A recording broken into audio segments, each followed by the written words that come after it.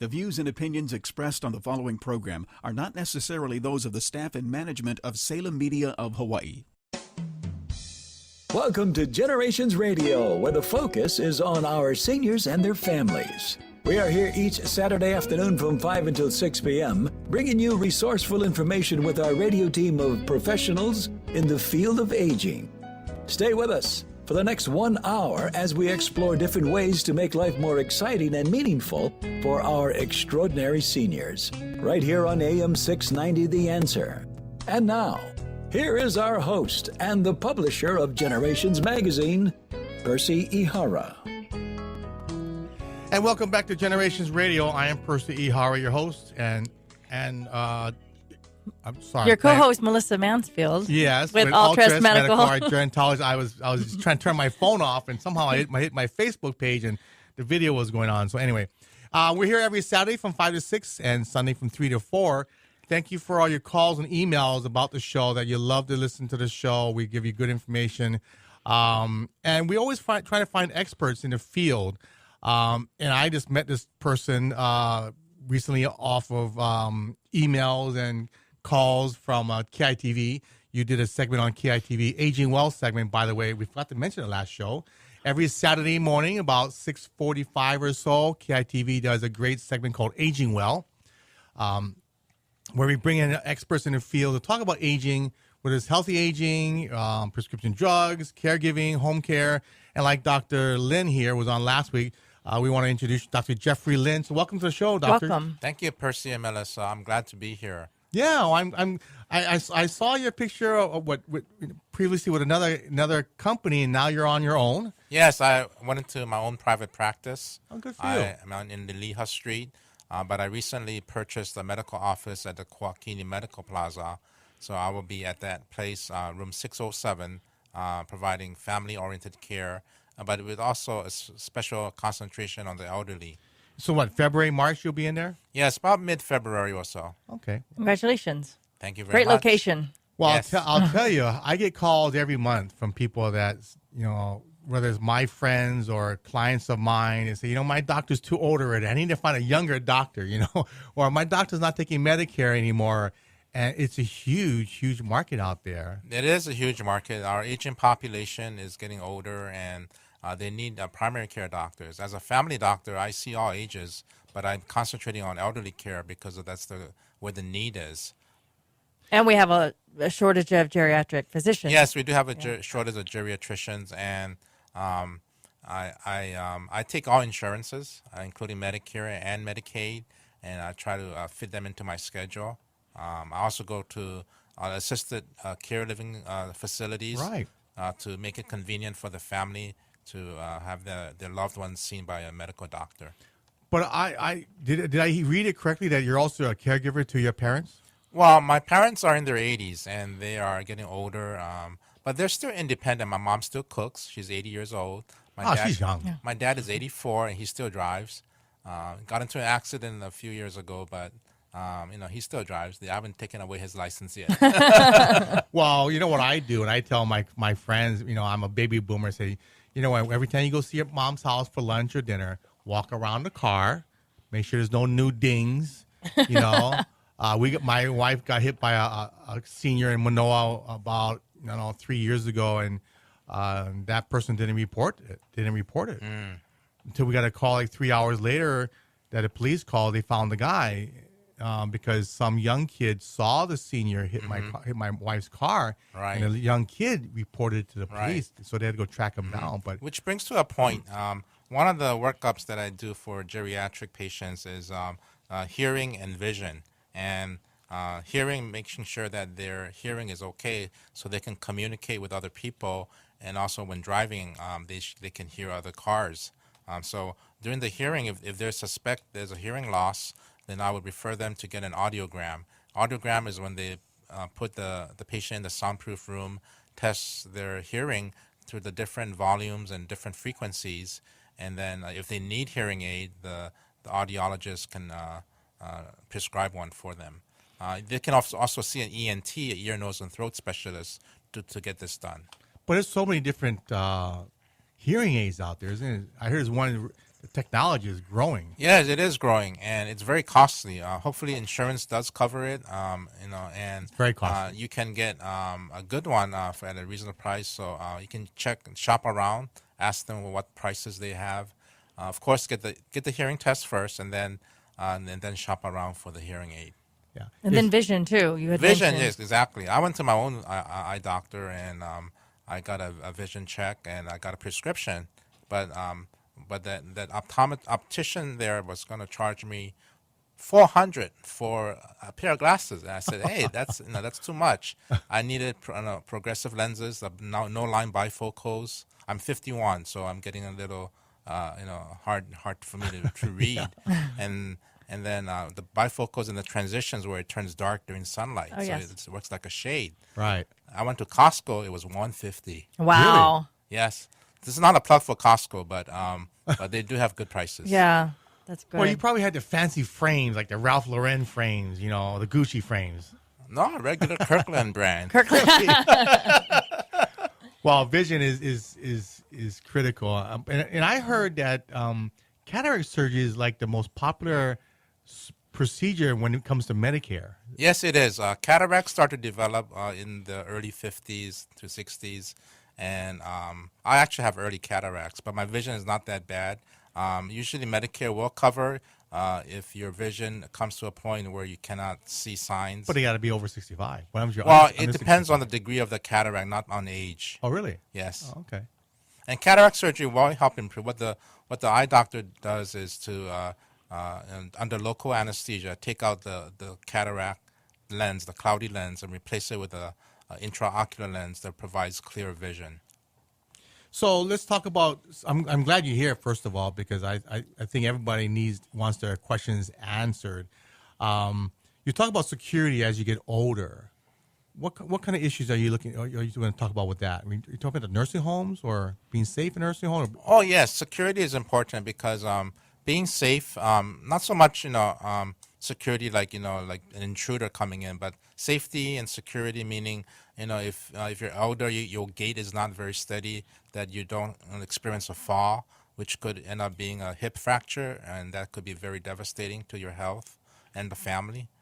Security meaning if you have a problem with dementia or memory, that they don't get lost wandering in outside and nobody knows where they're going. And so it's important to provide that protection for your loved ones so that they will be safe and secure. I go to homes and I do assessments and care managing and planning, and I always tell the family, you have got to fall precaution. 90% of the reason why seniors fall is because or go to the hospital is for falls.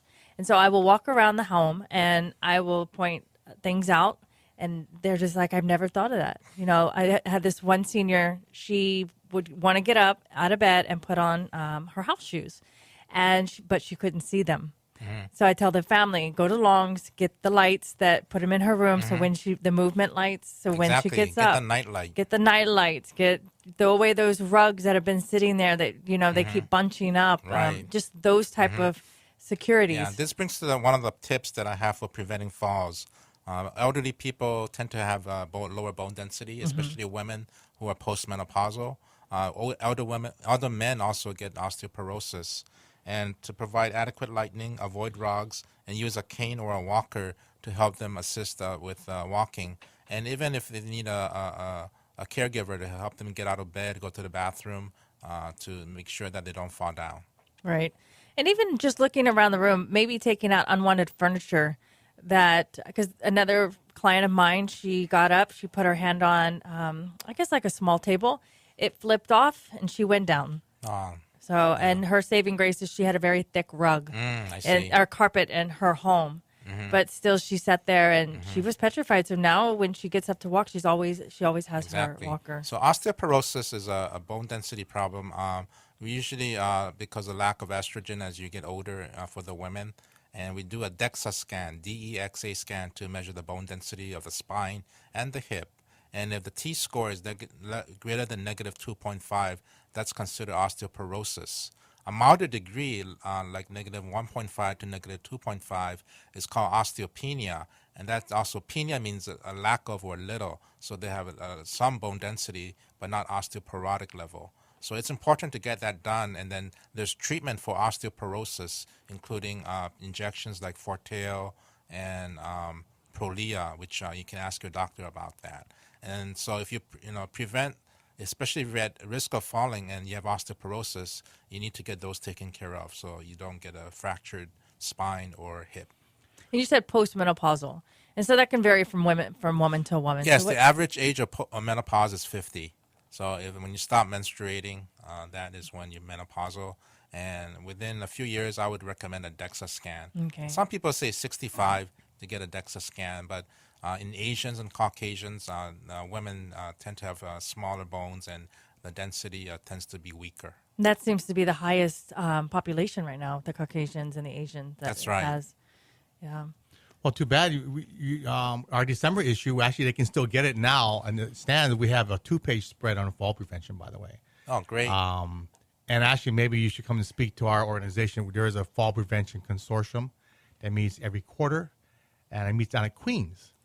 And we've never had a doctor actually come in and talk to us. But we've had EMTs because they're the first person on the scene besides the firemen, right? And falls is, I think I can't remember what the figure was. It's in the magazine, but I think there's a fall every 22 seconds or something like that. In the U.S. In the U.S. In Hawaii, I think there's a fall every 18 minutes. I can't remember what the figure was, but it's a scary figure. If a senior lives alone or has no one around, they should have a alert system like an alarm or something on their watch that they can alert emergency medical services to come and get them. Yeah, there's actually ones now that can detect a fall. There's something inside the device, whether it's a pendant or it's a watch, where it can detect a fall. It just came out last year. We're actually probably going to do a story on that in a couple months, but it's huge. And I think they would have said 75% of people that fall will eventually die from that yes, injury. It's very devastating because a fall limits their mobility. They have pain. They have all types of other issues when they're hospitalized for a fall, a hip fracture, intertrochanteric fracture, and there are also spinal fractures, compression fractures. And then emotionally, depression. Yes, emotionally, when people have chronic illnesses, they have depression, because dealing with a chronic disease.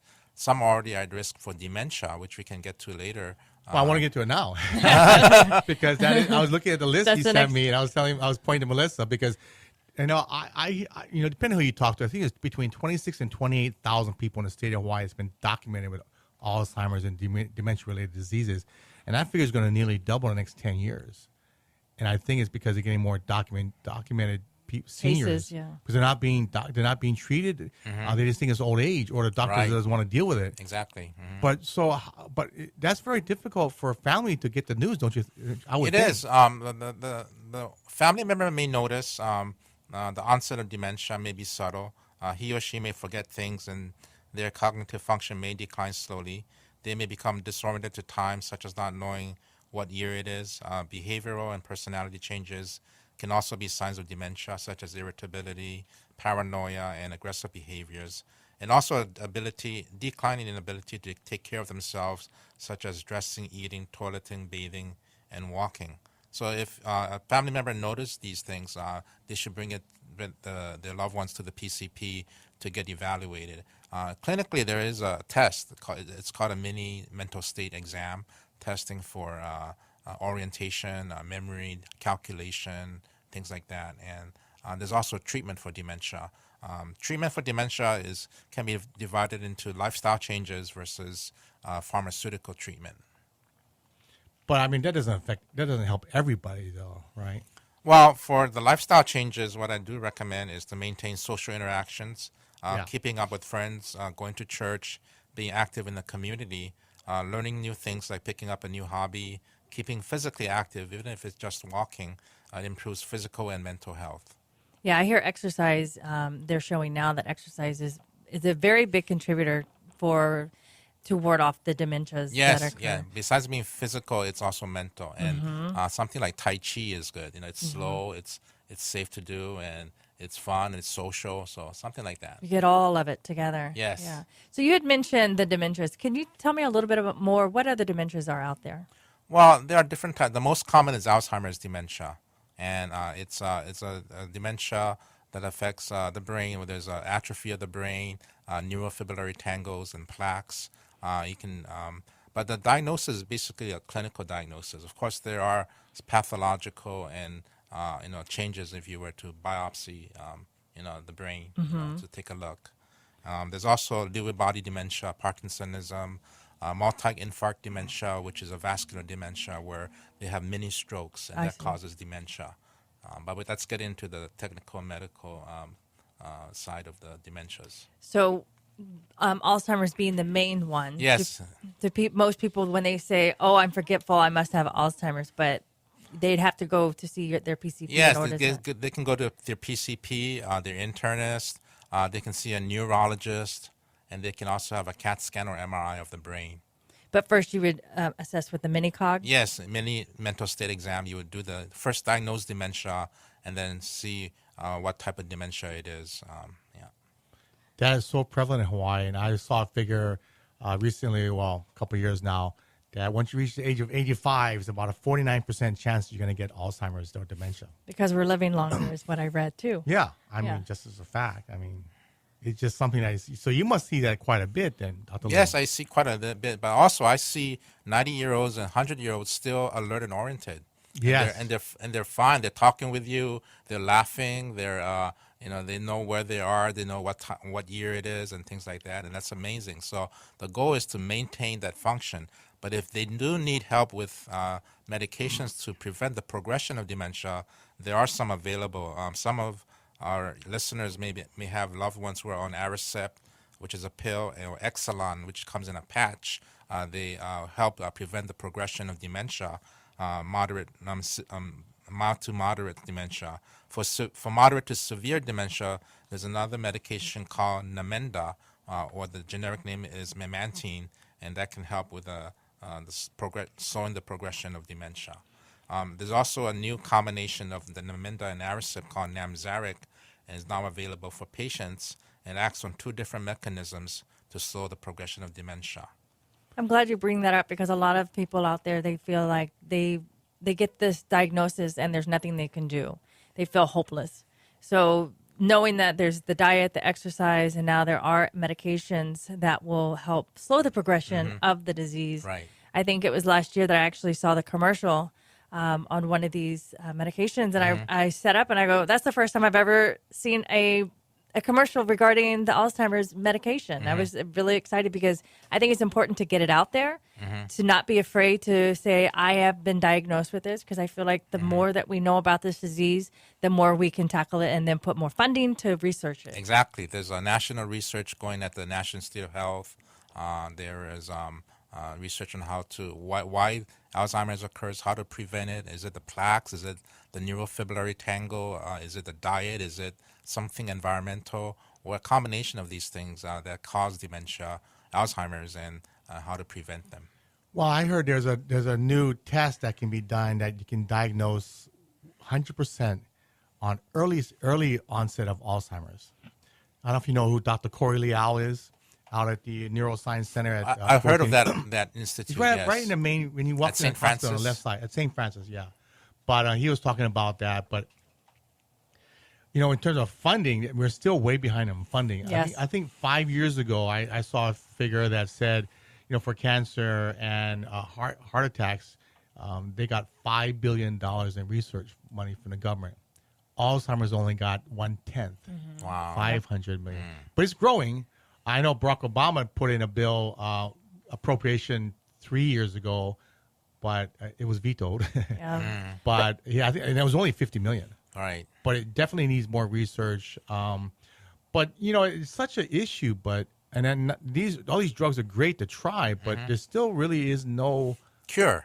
right. There's really no cure because it's a devastating disease, and it's progressive, and you can slow it down with medication. You can try to prevent it with all of these physical and social activities. But sometimes it's also environmental and also familial too.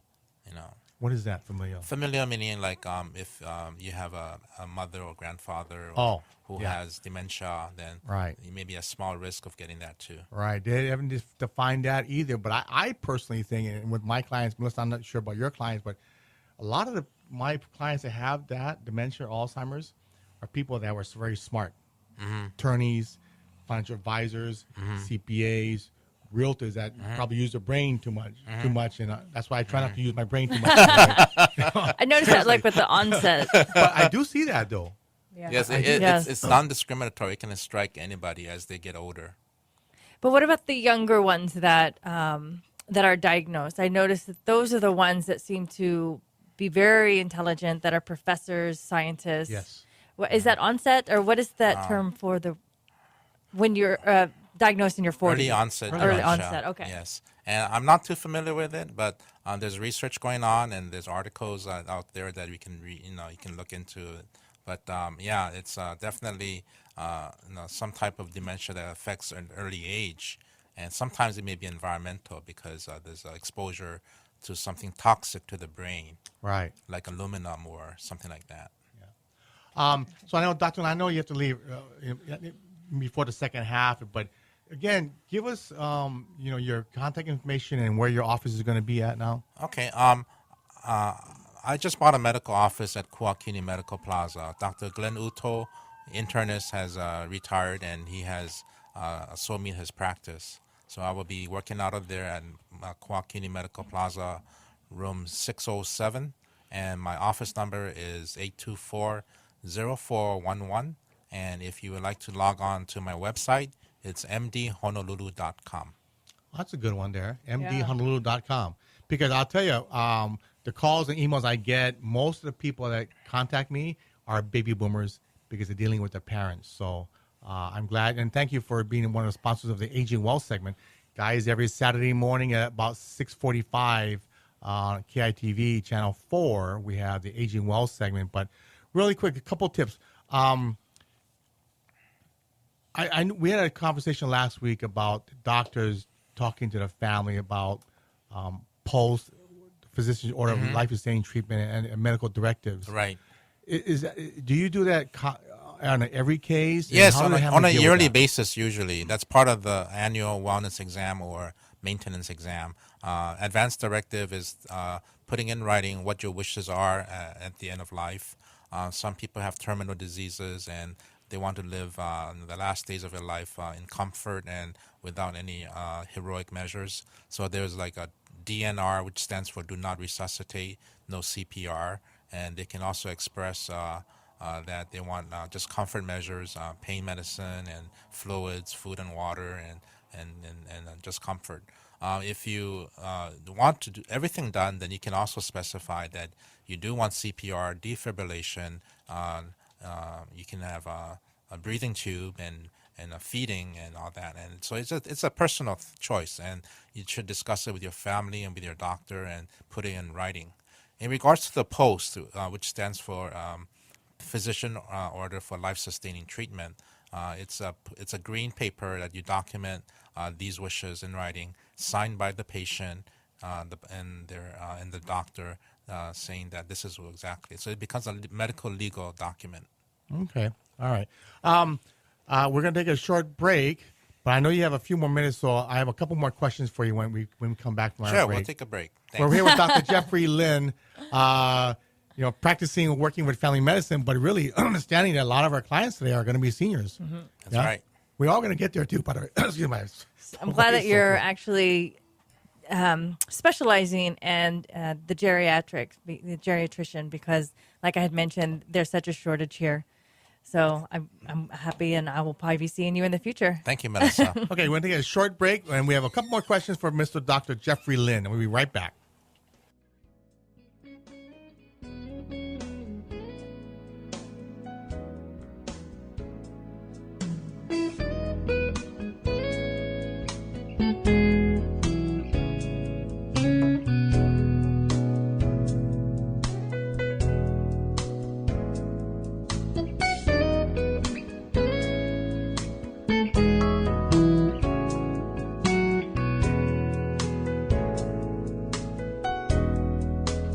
We'll be right back with Percy Ihara from Generations Radio. If you have any questions or want to be part of our discussion, give us a call at 296-5467. That's 296-5467. This is Generations Radio on AM 690 The Answer. Moon Physical Therapy is here to help you back to recovery. Moon Physical Therapy is located on Ward Avenue across from Sports Authority. Physician prescribed for motor vehicle accidents, workman's comp, or that body pain that comes from rushing to play without warming up. Also event cardiopulmonary rehabilitation with our one-on-one patient care. Moon's Aquatherapy heated endless pool allows for low-impact exercise with less pain on land. We will give you the right exercises to get you back to health. Ask your doctor to prescribe Moon Physical Therapy. Moon Physical Therapy. We achieve results. Aloha, this is Martha Clopin. And Al Harrington. Choosing the right Medicare plan not only saves you money, it also helps you avoid headaches and heartaches down the road. We want to remind everyone to listen to a Medicare Moment with Martha, Sundays from 9:30 a.m. to 10 a.m. as we help answer important questions on Medicare so you can stay healthy, wealthy, and wise all year long. Call me at 543-2073, 543-2073. I was an addict from the age of 13. I finally decided it was time for a change. I walked into the Salvation Army Adult Rehabilitation Center, and that got me ready for the real world. Now, I choose to be guided by Jesus Christ, and today, I'm building a powerful and promising future, free from drugs and alcohol. Please shop at the Salvation Army family stores. With our discounted sales, your support through your purchase helps men live a clean, sober, and productive life. Got Vegas on your mind? Get Vacations Hawaii on the line. Vacations Hawaii offers weekly 4- and 5-night Honolulu to Vegas packages, which include 3 meals daily from $6.99. Stay at Hawaii's favorite casinos, California, Fremont, Main Street Station, and Orleans Hotel. Vacations Hawaii will get you there in comfort on deluxe wide-body 767 planes with complimentary in-flight hot meal service. Vacations Hawaii's frequent flyer program gives you future travel discounts and credits. So if you're ready to win big, call Vacations Hawaii at 591-4777 or visit pointVacationsHawaii.com. Today, more than ever, we local people are living longer than any other state in the Union, with more seniors, baby boomers, and caregivers. Generations Radio promotes the importance to be proactive as we all age. The radio team will focus on issues facing our seniors and their families, finding resources to navigate healthy aging along with financial, legal, and caregiving information. So join Percy Ihara from 5 until 6 each Saturday, right here on AM 690 The Answer.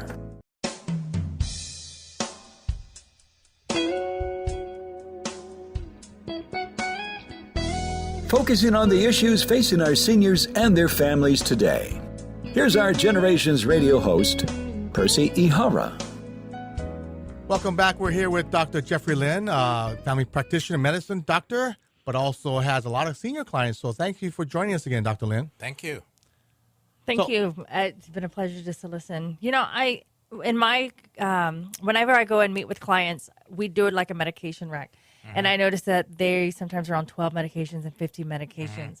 You had mentioned that during, at the beginning, when we're driving, you know, we have to be aware of the hearing and the vision. Yes. But also the medication. Yes, the medications such as antihistamines.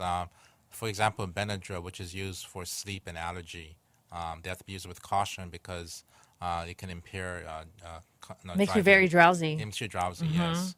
And some other medications like benzodiazepines that can help with anxiety, but it can also make you drowsy. So there's a term that's been floating around. I'm not sure if our listeners have heard, but polypharmacy. Can you explain a little bit about that? Yeah, poly meaning many, pharmacy meaning drugs. So if you're taking more than 10 drugs, then probably you're taking too much.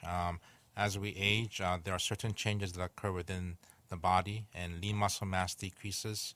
Renal functions are affected and total body water decreases, and that also translates into altered clearance of drugs that that seniors take. There is something called the Beers criteria, BEERS, developed by U.S. Consensus Panel of Experts, which identifies high-risk drugs that should be avoided in the older adult. Some of these medications include NSAIDs, avoid indomethacin because of CNS adverse effects, central nervous system.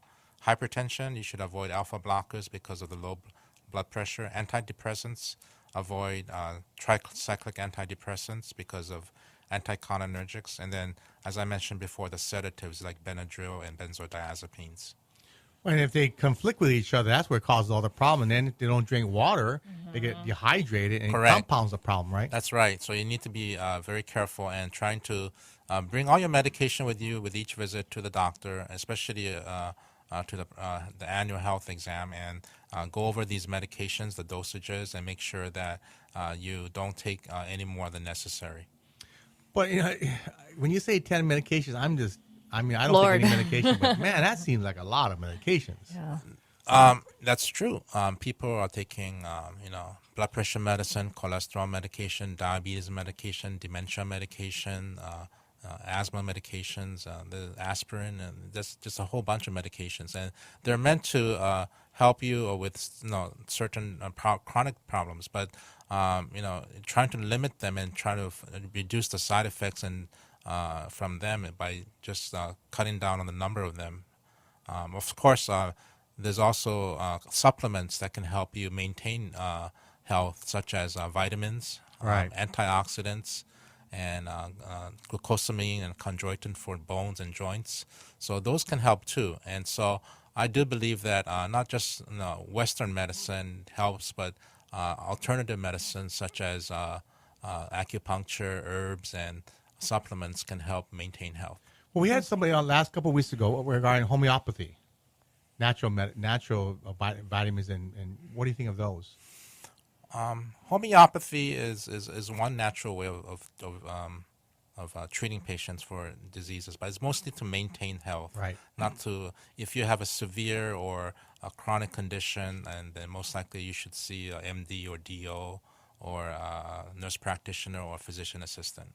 I know you got to run, but I know we have one last dying question because it's been in the news for several weeks now, and it's a medical aid in dying. And we had Compassionate Choices on, so it was a very interesting topic. And so as a physician, we wanted to get your take on how you see this playing out in the next, legislation or next couple of years. Well, the right to die is important. It's a personal choice, and I believe that life is very precious, and that if we can maintain the quality of life during our last years, with family members around, being cognitive and cognizant of what's going on and not being sedated or but I do believe, like we talked earlier about advance directive, what do you want to do at the end of your life? Do you want to just comfort measures and do not resuscitate, or try to maintain life at all costs, even if you're end up in a vegetative state? That's not good quality of life. So it's I'm kind of on the fence on this. I'm not too sure which side I fall into, but I think taking it on a case by case basis and trying to make a decision based on that, rather than just a blanket decision. Right. Still having that choice. But I think you're right. Having the advance directive, I think that's a great start to let your family know these are my wishes, and not just, having that up in the air, tie up all loose ends. Right. Well, Dr. Lin, I know you have to run off to appointments here. Any last comments? And give us again your contact information so people need a family practitioner or even somebody that specializes working with seniors, they can get a hold of you. Yes, you can get hold of me at 824-0411, or you can log on to mdhonolulu.com. Just want to give a tip to the seniors that you can enjoy a healthy and happy life, and we need to educate you on how to do that and how to maintain a healthy lifestyle. Yeah, great. So thank you very much. I know you got to run, and we'll look forward to your ads on KITV on our Aging Well segment, but throughout KITV. So thank you very much for that partnership. You're welcome. Thank you, Percy and Melissa. Thank you for being here. So I want to remind everybody to go on Facebook and find our Facebook page and like us. In addition, there's a couple of events that we want to touch on. So events that occur every month, Kupuna Caucus. It is the first Friday of the month. There will be a lot of good advocates there. Nice to meet you. Advocates talk about aging, bills that will be introduced into the legislation. Organizations that will be there will be AARP, Office on Aging, senators' legislation that's going to be occurring. And you can also stand and speak and introduce certain bills that you feel are important.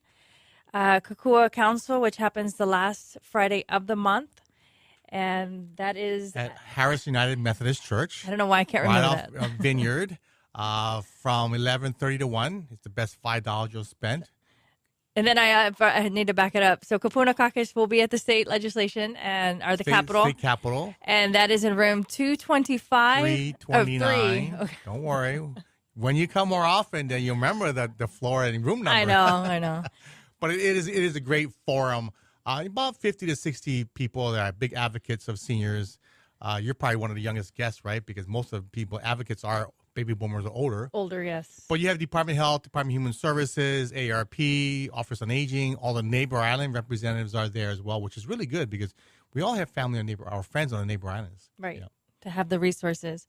And also KITV, Aging Well segment on Saturday at 6:45. Right. We have different experts in the field that talk about healthy aging, and we put on events. And so check that out as well. And then you want to mention ARP's great service there. Yes, so tax season is right around the corner. It can be expensive, and especially if you just want to do TurboTax, that could be $100. However, ARP Foundation Tax Aid provides a free tax assistance and preparedness for Hawaii taxpayers beginning February the 1st. You do not need to be a member of AARP or a retiree to use this service. So I think that's a great benefit. All you need to do is call 1-888-227-7669, or you can visit their website, aarp.org/find tax help. And you can go on and hopefully they can assist you in getting you a good refund so you can start saving for the future. And don't forget to go to our Generations 808 website. That has all our information there, all the past issues as well. Did you mention our Facebook page? I did mention. To like us? Yes, like us. We do have a YouTube Generations Magazine page as well, where hopefully by beginning part of February, middle of February, we'll have all the past issues past radio shows up on our site. Our UH intern Shane is working on that. And you can listen to all these topics again. The December issue is out. The February issue will be coming out around February 13th, 14th, 15th, right around there. And that's featuring, I'll give a sneak peek, and let's see if people listening to this radio show. The cover is Jeffrey Apaka, the son of Alfred Apaka. He's celebrating 25 years at the Waikiki Community Center. Have you seen this? I haven't, but we did meet last year, and he has got a wonderful radio voice. Oh, well, he's a professional. He's a professional singer, first of all. But thanks to our photographer, Brian Suda, who took a picture of Kapilani. That's on the cover, by the way. So I'm giving you a sneak peek. And one of the things going forward that we're going to do in the magazine is I'm very involved in all types of issues regarding seniors in the state. I'm privy to a lot of information. We get information sent from the mainland. We cover all the nonprofits in the state of Hawaii. So one of the big things we're going to cover is I call it the big pictures article. Besides the cover story, which we're going to feature Jeff Apaka on in our February-March issue. He's been 25 years at Waikiki Community Center. But we're going to tackle one of the big topics every issue. And this issue, we're going to talk about long-term care. That involves caregiving as well. But long-term care, so what we're going to do is we're going to interview some very well-known people that know this industry and know these issues going on. So in our February-March issue coming out, probably about the middle of 13, 14, 15 of February, we're going to have Barbara Kim Stanton, who is head of the ARP locally Hawaii chapter, and Ms. Terry Byers, who is the executive director of the Office on Aging for the state of Hawaii. And we're going to get their comments on what long-term care is, where is it going, some of the issues that we're facing, because Melissa, as you know, you work in the home care field. It's pretty scary. It is. Pretty scary. Families are not prepared. Baby boomers are not prepared. I feel like we're all struggling to get the answers, find the resources. And like I've always said, if we don't know where we are, then we don't know where we're going in the future. We really need to get behind our families, talk to our legislators, and let them know that this is an issue now. It's not a futuristic issue. It's very dire. Well, I was talking to a politician the other day, and there's so much money is going toward homeless, which rightfully so. However, we have a lot of seniors dealing with health issues, long-term care issues, caregiving issues for their family. We talk about Alzheimer's, dementia. The numbers are way bigger than homeless, not the diminished homeless issue, but it's a huge, and we call it a silent tsunami. Yeah.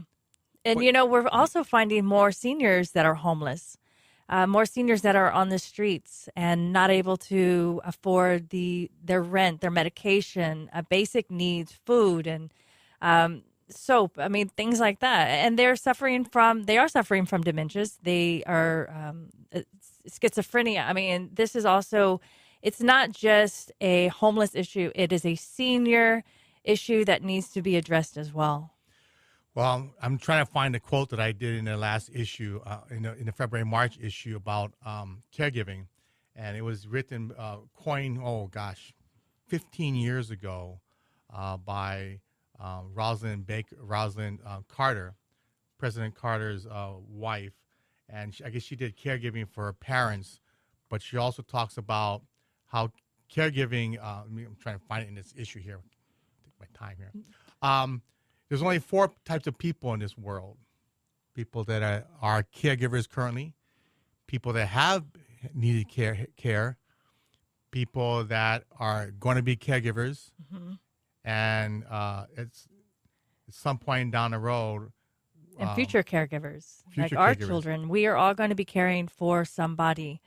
As women and as men and women, we care for our children, we care for our pets. We never think about caring for our parents until it's really hit in our face. Say, wow, mom isn't taking care of herself. Mom's not eating, or God forbid that she falls and breaks a hip and has to go to the hospital. And then that's when we are struck with the fear of, I have to stop what I'm doing to care for my mom. And then it's just a downward spiral. We don't see our mom. Well, we see our mom in the same way, but when we really talk to our mom, she's not the same mom that we grew up with. I have a mom that in my mind, I think, oh, my mom, when I was in my 20s and 30s, she was so spunky. And, as I see her age, I look at her and I could just see the cognitive. I mean, she's still sharp and witty. However, she really needs a lot of hand holding. She needs a lot of reassurance. She needs just a lot of my care that I'm able to give. Well, she's lucky to have you because you have the experience and a background in caregiving, right? They call me a master of old people. I kind of laugh at them, but well, you're a gerontologist. I am a gerontologist, but just the way that they say a master of old people, and I've always wanted to be prepared for the future. So when I know that we are going to age, we are going to get osteoporosis, we could have chronic diseases. I mean, this is just inevitable because what we do to our bodies now will reap what we sow in the future. Well, that's why we both exercise, right? That is correct. But I did want to mention, just kind of give you a little tidbit tease here. We're 64 pages today. We're having a number of articles. I'm going to kind of briefly go over some of the articles that you'll be seeing. Nakupuna Makamai, yes, on Alameda Boulevard is open today. That's across the old Comp USA building. And they renovated that, and thanks to Marlene Tsai and Valerie O'Brien, they did a wonderful job over there. In fact, they have a walk program that we're going to feature. It's going to start, I believe, in April. It's a walk program led by a physical therapist and a personal trainer. It's going to lead a walking group every week. So that's going to be kind of cool. I believe it's on a Tuesday. Oh, yeah. You know more than me? Yes.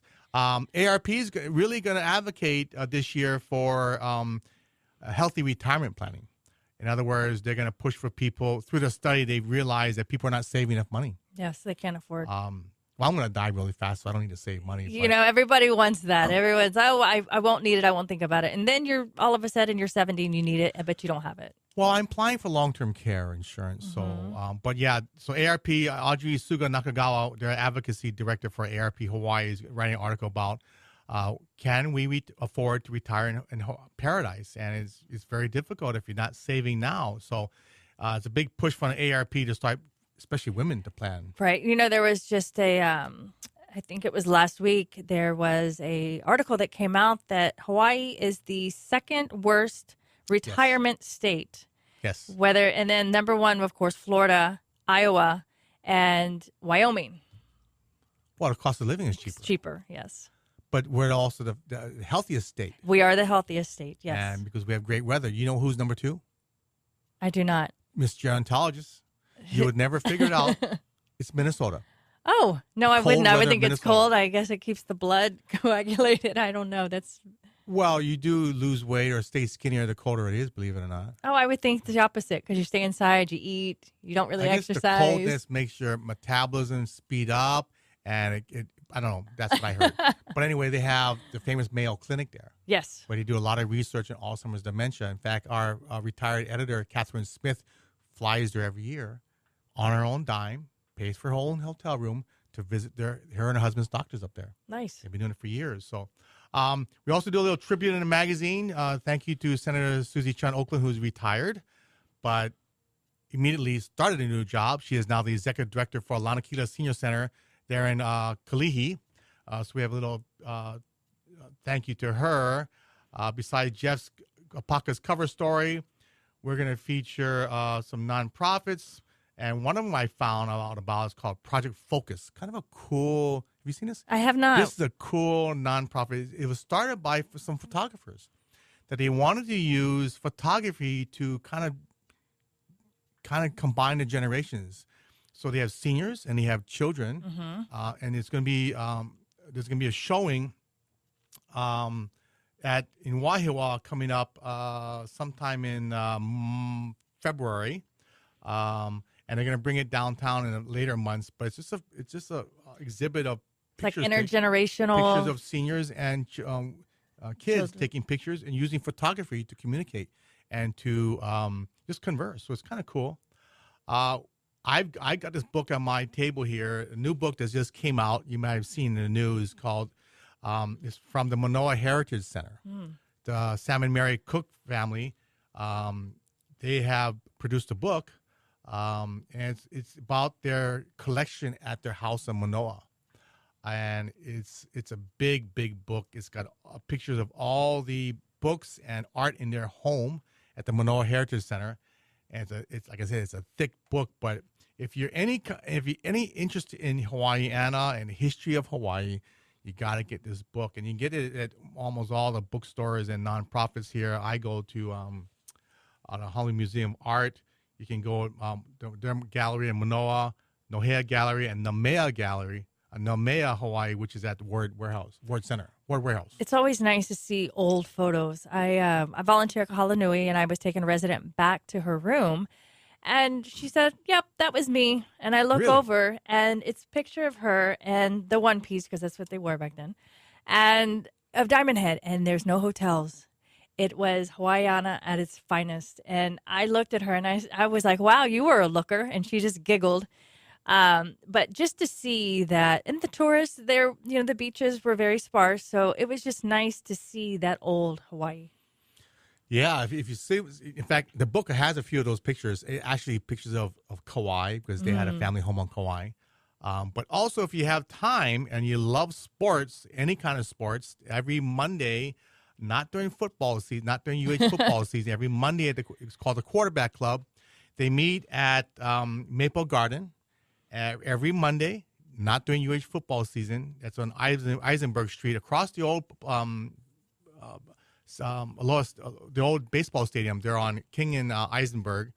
But it's called the Honolulu Quarterback Club. You just show up. It's, I think, $22. It's the best deal. I'm sorry, it's $15.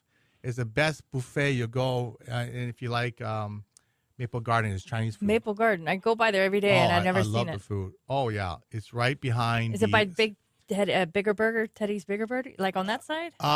It's across the old stadium. Okay. On Eisenberg. I'll have to pay more attention. It's right behind the St. Louis alumni place.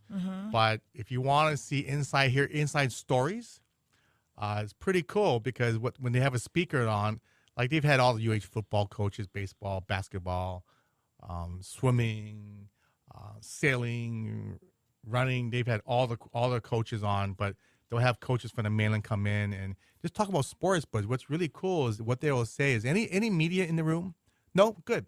So this story, don't put it on Facebook, but no, you'll hear some secrets out there. Oh yeah. You know, you didn't hear it from me though, but it is, if you love sports, it's great. History. It's great. Well, not only history, but the current, like we'll talk about recruits coming in if they can, officially. They'll talk about people, where the people are today after they graduated or what they're doing now.